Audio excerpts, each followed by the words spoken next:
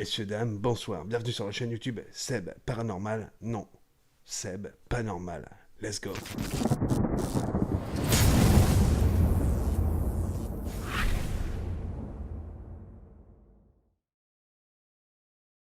Yo les potos et potasses, non pas d'aspect. Bienvenue sur la page de Seb Paranormal. Yo les amis, aujourd'hui je vais vous donner quelques explications sur le contact défunt à venir. Comment ça marche, dans quelles conditions je fais ce contact défunt. Je vous dis tout de suite. Alors les amis, voire 2 ou 3 fois par mois, je vous ferai des contacts défunts gratuitement. C'est-à-dire, j'essaye de rentrer en contact avec vos défunts. Qui plus est, j'ai déjà fait 10 abonnés qui me suivent sur ma chaîne YouTube et Facebook, c'est-à-dire 10 personnes différentes que je ne connais pas, en contact défunt. J'ai tout d'abord fait le premier contact défunt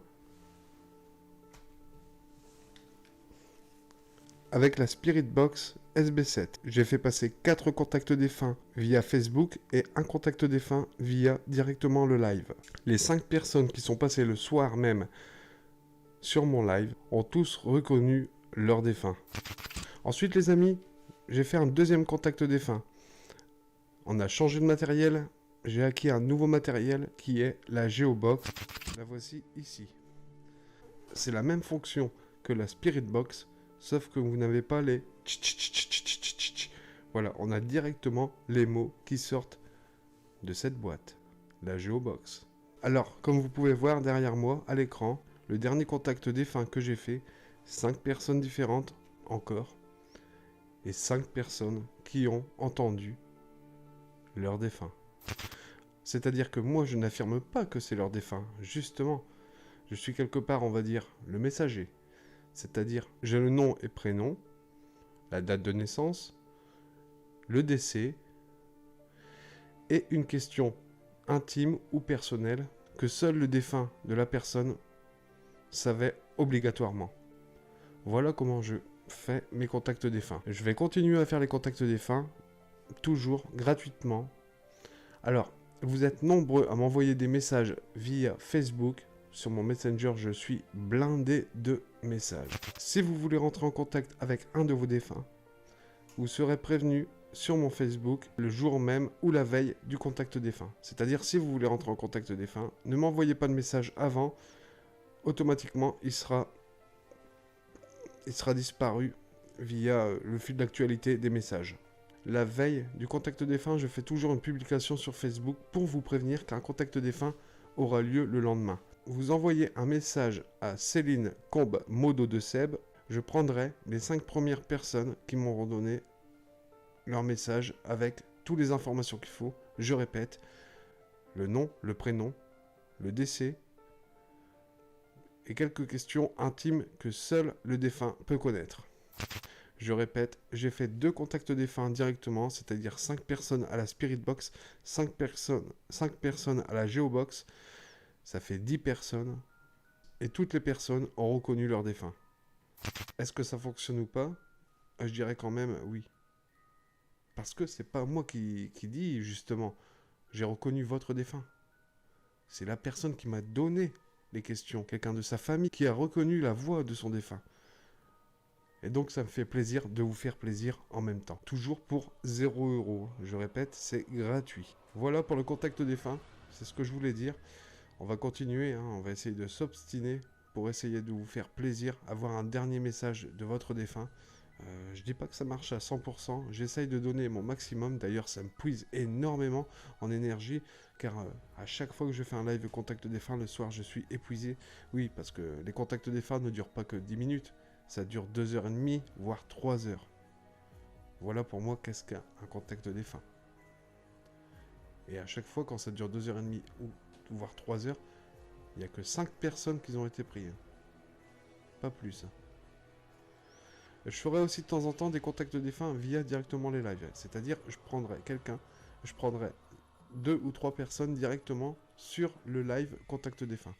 Au hasard. Il me faudra bien sûr en même temps toutes les informations que vous donnerez à ma modo qui s'appelle Céline Combe Modo de Seb directement pour passer sur le contact défunt pour avoir un dernier message de votre proche. Voilà, ça sera à l'avenir, ça sera directement des lives improvisés contact défunt qui, toi qui regardes cette vidéo, peut-être avoir un contact avec quelqu'un de ta famille qui est décédé. Je pourrais faire quelque chose pour vous, peut-être, si Dieu le veut. Voilà les amis, j'espère que vous avez compris le contact défunt, comment je veux faire ça. J'espère que vous avez bien compris comment je veux procéder à l'avenir pour le contact défunt. Voilà les amis, alors on va passer maintenant à l'enquête de la famille du tueur en série. Je vais revenir sur quelques explications.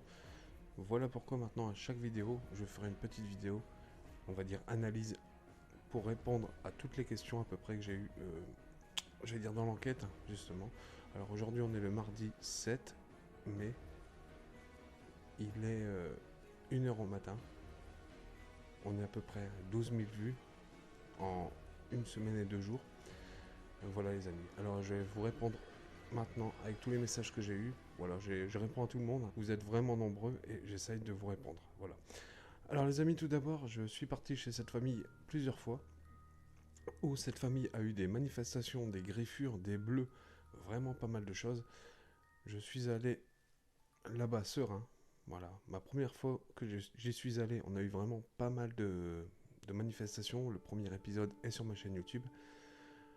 Ensuite, je suis retourné une deuxième fois où on a fait un live en direct, où on a eu justement la boîte à musique qui a démarré en live devant vous, rappelez-vous, où j'ai fait aussi l'écriture automatique. Voilà, maintenant je vais revenir sur quelques points qu'il y a eu sur les derniers épisodes. Alors, tout d'abord, j'utilise, comme vous savez, je fais pas mal d'expériences. Je fais les baguettes. Merci. Je fais de la Kinect. Pour faire des photos d'ici, je sais pas pourquoi. Regardez si ça apparaît encore derrière moi. Hein. Oui, on a l'impression qu'elle danse. C'est vrai? Et elle vient de disparaître. Je fais aussi des purifications.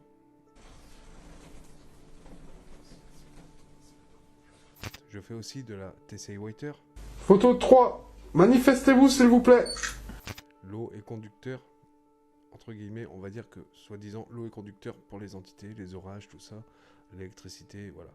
Donc, je fais énormément d'expériences et d'autres expériences vont venir la fois prochaine. Je vais vous expliquer ça en fin de vidéo. Alors, les amis, on va commencer par la Kinect. Qu'est-ce que c'est une Kinect? Ce n'est pas un objet pour le paranormal à la base. À la base, la Kinect est un objet pour la console Xbox 360. La Kinect veut dire qu'on peut jouer avec des petits points de détection qui détectent notre corps. Et je sais qu'il y a eu pas mal de bugs aussi au niveau du paranormal. La première version Kinect, voilà, prenait des chaises comme des squelettes, voilà, vraiment, on aurait pu croire à une entité. Donc moi j'ai la version plus récente de la Kinect. J'ai fait pas mal d'essais chez moi. Je vous mettrai une photo où il y a une chaise justement à côté de moi. Sur la photo, la chaise n'est pas détectée, comme vous pouvez voir. Donc voilà, chez cette famille, j'ai mis la Kinect. On me voyait souvent mon squelette, c'est normal, je suis un humain, hein, je suis pas un fantôme, donc on voyait mon squelette. À chaque fois que je faisais appel ou je demandais justement à l'entité de faire un signe, elle apparaissait sur la Kinect. Maintenant, est-ce que je peux affirmer que c'est 100%? Un fantôme qui s'est mis devant moi? Non, je ne peux pas l'affirmer à 100%. Et je ne l'affirmerai jamais. Si vous avez regardé mon épisode, vous verrez bien que je ne l'affirme pas à 100% que c'est un fantôme. Mais ce qui est troublant, c'est la deuxième apparition qui est devant les escaliers, où je descends, et si vous entendez, hein, dans l'épisode, je dis à la particulière, est-ce que le squelette derrière moi, il y a toujours quelque chose derrière moi? Alors si je pose cette question-là, c'est une question pertinente, parce qu'à ce moment-là, je ressens comme si une présence était derrière moi. Et moi, je ne peux pas voir les images qui se passent à la Kinect à l'instant T, vu que je descends les escaliers. Et par stupeur, j'ai vu que il y avait encore une forme qui m'a suivi dans les escaliers. Vous pouvez voir même la forme bouger vraiment dans tous les sens devant l'escalier. À partir de ce moment, j'avais ressenti comme une petite angoisse, comme si on m'observait derrière.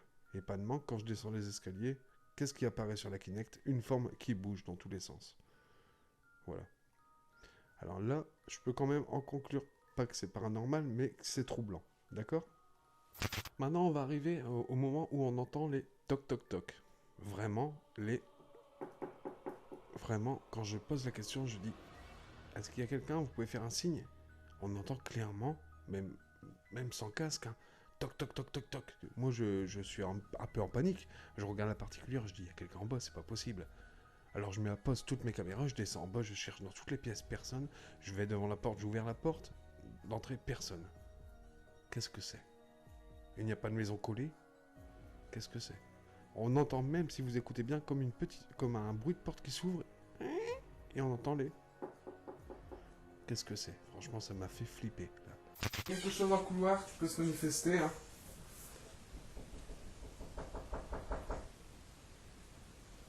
Quelqu'un en bas. Voilà, ça c'était pour ce phénomène qui est vraiment, vraiment, vraiment troublant et qui m'a fait vraiment flipper quand même. Hein. Franchement, je vais vous le dire sur le coup, ça m'a fait flipper. Ensuite, qu'est-ce qui s'est passé comme phénomène? Il s'est passé justement, j'étais en train de faire les baguettes et la lampe qui est avec du double scotch, hein, d'une épaisseur de fou, s'est descratchée de l'épaulière pour tomber à terre. Et on l'entend clairement. Moi, je suis choqué, je demande à la particulière, qu'est-ce qui se passe, c'est quoi? Et elle me dit, c'est la lampe qui est tombée. Je dis, la lampe avec le double scotch? Et oui, c'est celle-là. Donc j'étais un peu sous le choc, on va dire. C'est quoi? C'est la lampe qui est tombée toute seule. La première fois que je suis allé chez elle, il y avait eu un dictaphone, mon dictaphone pareil, qui a volé dans la pièce. Alors qu'est-ce que c'est? Les 2 fois que je vais chez eux, les 2 fois, il se passe des phénomènes avec mon épaulière, comme genre poltergeist, on va dire. Maintenant, je n'affirme pas non plus que c'est un poltergeist. Voilà, si vous pouvez voir mon épisode, vous le verrez. Ensuite, les amis, alors, à un moment, je suis en train de faire les baguettes, j'ai plus de résultats. Et donc, je demande, je dis, merde, il faut que je prenne l'appareil photo. Et là, par stupeur, j'ai su prendre une photo d'une silhouette fantomatique.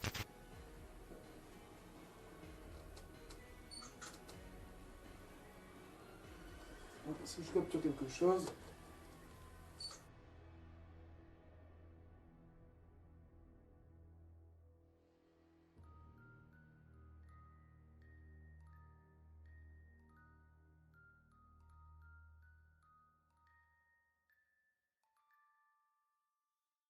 C'est paranormal, justement, pour moi.